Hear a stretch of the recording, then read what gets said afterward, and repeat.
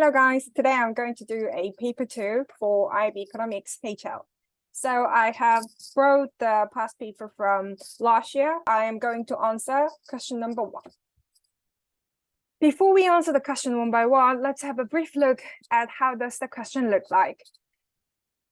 We've got 3 different extracts and data, such as text A, overview of Tanzania, text B, strategies and opportunities for Tanzania, and text C, oil pipeline to be constructed, and the following data, table 1, table 2, etc.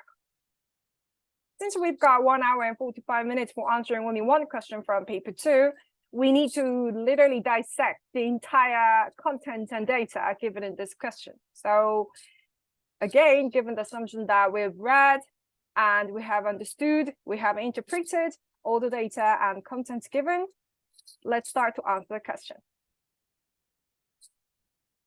Question number A, 2-mark definition question. It asks us to define the term demand indicated in bold text A, paragraph 2. Text, since it is just asking an economic definition of the word, so we can say demand refers to the amount of goods and services that individuals are willing and able to purchase at the given market price level.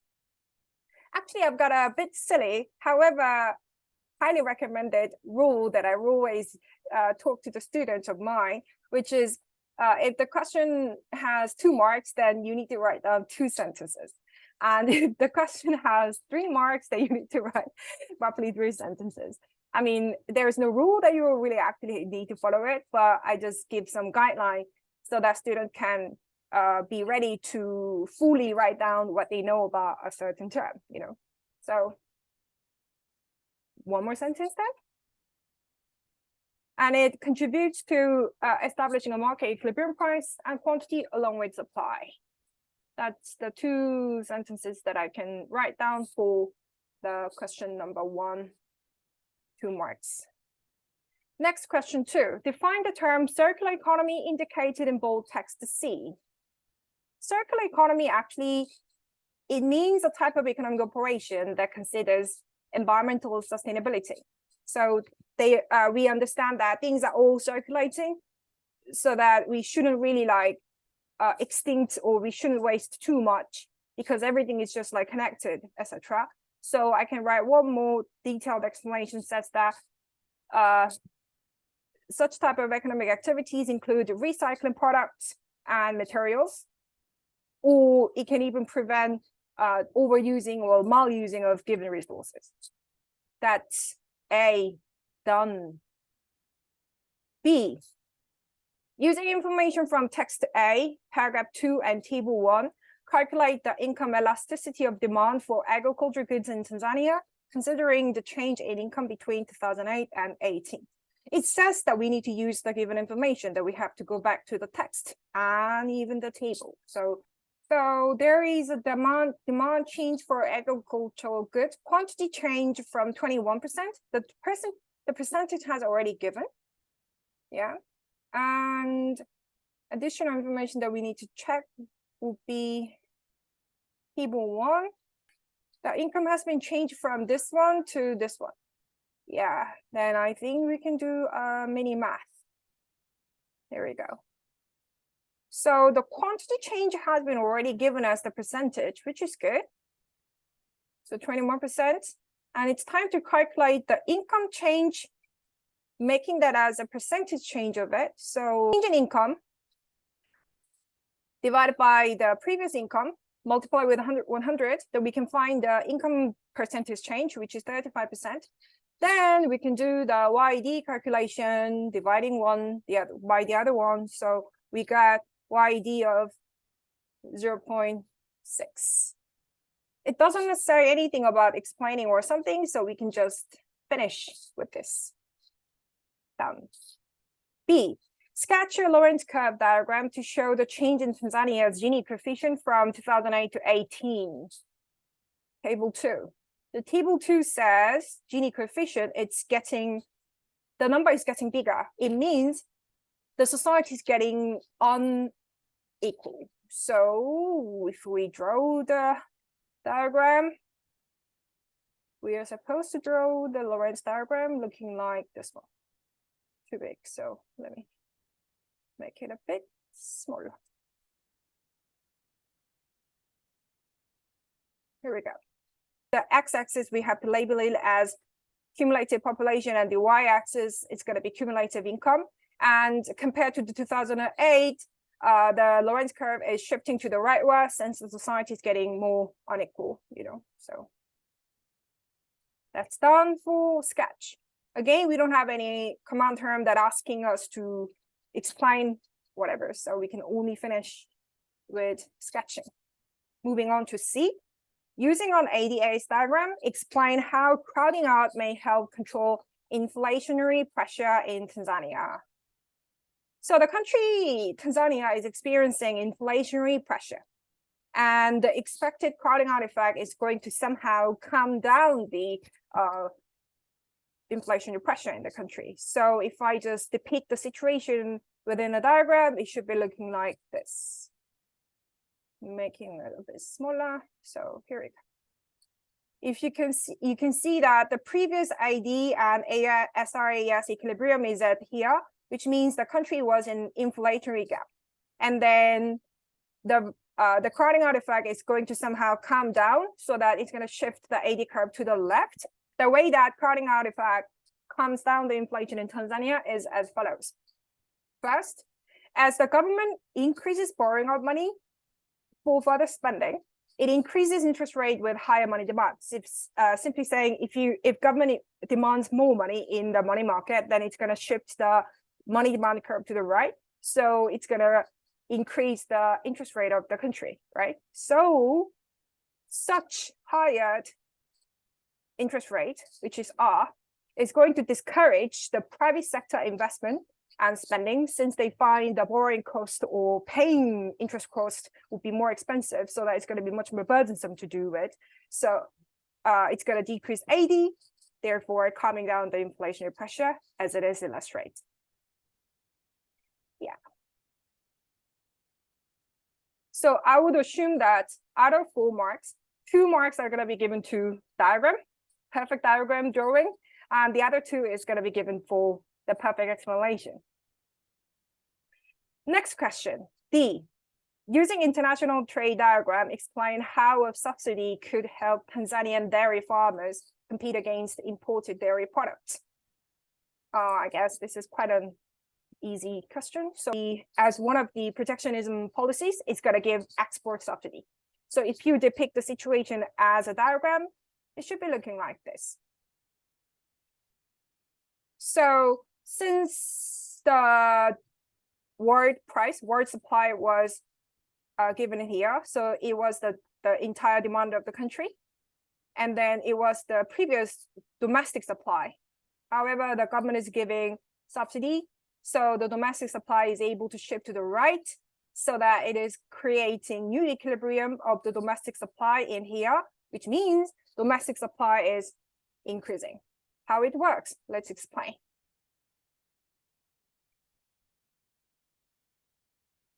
The given subsidy would lower the cost of production for Tanzanian dairy farmers. Sure, think about it. If government is giving you some financial support, then you can be more encouraged, and you can be more activated, and you can be more financially incentivized to produce more with cheaper prices, obviously. Therefore, you are able to compete better, competitively. You can compete more competitively with the foreigners, I guess. So we can say that it makes the domestic producers being more competitive with the foreign dairy importers.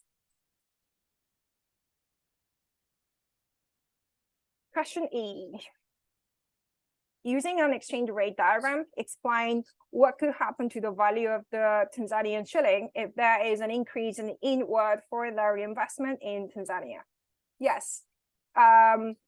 If there is a higher or increased inward foreign direct investment, which means foreigners are coming to the country and invest, such as foreigners are coming to Tanzania and building new factories, building new hotels, new amusement parks, or whatever, they're starting new investment in the country.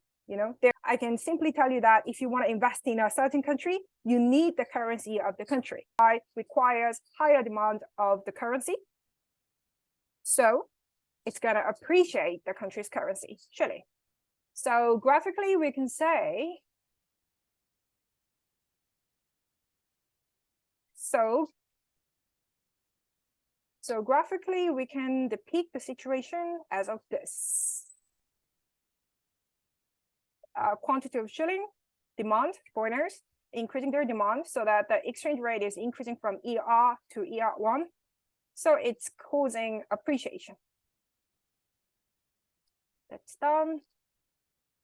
Using an externalities diagram, explain how the construction of an oil pipeline through Tanzania could result in market failure. Yeah, so again, we need a diagram, but let me explain things first.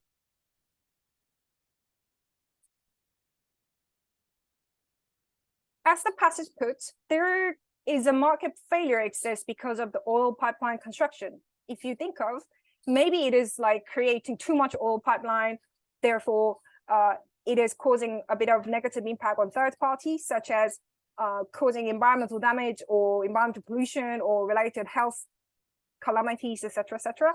Therefore, the country has to bear some sort of welfare loss or external cost, such as cleaning up cost or healthcare cost. Anything related to correcting such market failure, since the society is already in the market failure situation, right? So if I graphically depict the situation, we can say that the country is in negative externality of production. Marginal private cost is here. It's too much in terms of quantity compared to the optimum level of socially ideal quantity. So the MSC and MSB are not in the equilibrium because currently the country isn't here. That's the negative externality of production as a type of market failure in this country. Last, this is technically the highlight of this entire paper, I believe, since the question is taking the biggest mark of the entire paper, and it seems to be the most foreign type of question for this paper. So let's have a look at the question first. Using information from the text, data, and your knowledge of economics, discuss the different barriers to economic growth and to economic development faced by Tanzania. What I really want to emphasize for this question is that, guys, there's nothing really new about it in the first place, since it is very similar to the paper 1 question B 15 marker. It has exactly the same command term asking discuss or evaluate. But one thing really, really clear is that we don't really use much of real life example that we have known so far, whatever. We really, really definitely need to refer to the given text and data really, really actively. So if you don't really refer to the text and data given, it's not gonna give you lots of decent marks. Try to outline how to write down an essay for this question. As always in introduction, we need to define some key terms given in this question. So probably we can assume that we are able to define economic growth, obviously, and economic development. And maybe if we are trying our best more from the given content, such as the country in the text has been conducting a certain type of fiscal policy or interventionist and supply side policies, whatever, maybe we can refer to the situation of the country so that we can define further terms, even though these are not given in the question. If you have read the question carefully, then you must be able to plan how to structure your body paragraph. So I would assume the most clear and most probably accessible way to structure this essay would be composing body 1 to talk about different barriers when it comes to economic growth for the country. And next body will be, obviously, as you can assume, it's going to be about the different barriers when it comes to achieving economic development. To discuss the different barriers to economic growth, referring to the given text and data, we must identify the clear features of economic growth. So we can give 2 very distinctive qualities of economic growth, such as economic growth will be relatively short-term oriented, macroeconomics aim. Also, it's quite a bit quantitative, such as GDP, like GNI, how much money have you earned, how much more output have you produced, etc. Right? On the other hand, we can say that economic development has put more emphasis on long-term and qualitative agenda. Then it's time to discuss different barriers. First, for the economic growth, we can say for the country Tanzania, what is hindering the country to achieve economic growth? That the country has too much debt, national debt, and that we can actively refer to the data from table 1. Oh, it's too far away to come up. However, we can see the external debt increasing. Government debt is also increasing. So that means government would find it difficult to increase its spending or accumulate enough financial resources to spend for the fiscal policies, or like such as transport payments, etc. Right? And then we can say one more relatively short-term aspect would be about the existence of the informal sector, which means if there is too much informal sector economy going on, the government doesn't really know how to track down to collect the taxes from them, and then it doesn't really compose it, and it doesn't contribute the GDP. So maybe that can be another aspect of hindering economic growth of the country. And we can support this point from text A, paragraph 3. The people in the country doesn't have proper credit to borrow money and start a new business, or borrow money, invest in education, or buying a housing, etc., etc., etc. That's another area. The problem is the country's rural areas are mostly relying on primary sector, which doesn't contribute high value of GDP. So simply saying too poor to growth. In other words, underdeveloped rural areas would be the hindrance of the economic growth in the short term. One more thing I would love to add is going to be the increasing absolute poverty, which means more and more people are living under $2 in a day, or people are having lack of living necessities such as food, housing, sanitation, etc. That's going to again make people to not to productively work or earn proper income to contribute to the GDP in the short term.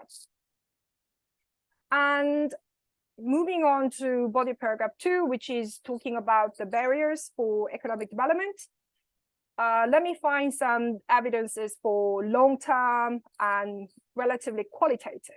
First, the country's inequality is getting worse, as we already have drawn the Lorenz curve from the previous question. We can bring the evidence from these two, such as text A, paragraph 4, or from table 2 data, which we already have referred to, such as like what happened to the Gini coefficient of the country. So that's relatively long-term content. And one more thing is going to be about the limited infrastructure given from text B and paragraph 1. So it is not directly related to making money. However, it is indirectly, at the same time, fundamentally making people to productively work and productively doing business. So therefore, I would love to put this content as a barrier for economic development. There's no doubt that low levels of human capital is going to be the hindrance for the economic development, because even though it takes a long time to observe the result of education or human capital, but it's really, really necessary for making people to find decent job in the end, and then making valuable, increasing their standard of living, etc. So again, it's going to be the one that we have to point out. And access to healthcare, as it is supported by text B, paragraph 1, or table 2. The healthcare access is not really decent. Therefore, it is hindering people to be healthy enough to work productively or live longer enough to make money, etc. So that's going to be also the case.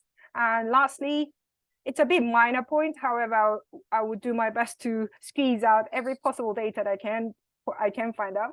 So last one is the property right, as it is supported by text B and paragraph 3. The country doesn't really safely protect the property rights of the individuals. So it's going to somehow disincentivize people to study hard, work hard, and make wealth, etc. Because you never know that whether government is going to take away your private wealth, so it should be more safely guaranteed, and it should be more liberally protected, right? So these are going to be the barriers for economic development of the country.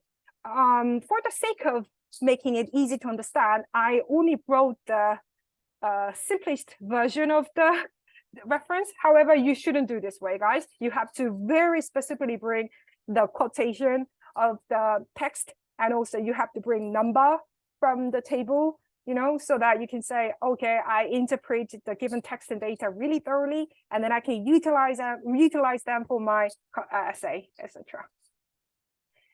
Yeah, so all right, this is the end of answering IB Economics HL paper 2 questions. Thank you so much for watching and focusing this much far. Then I will come back with a new video. Thank you. Bye.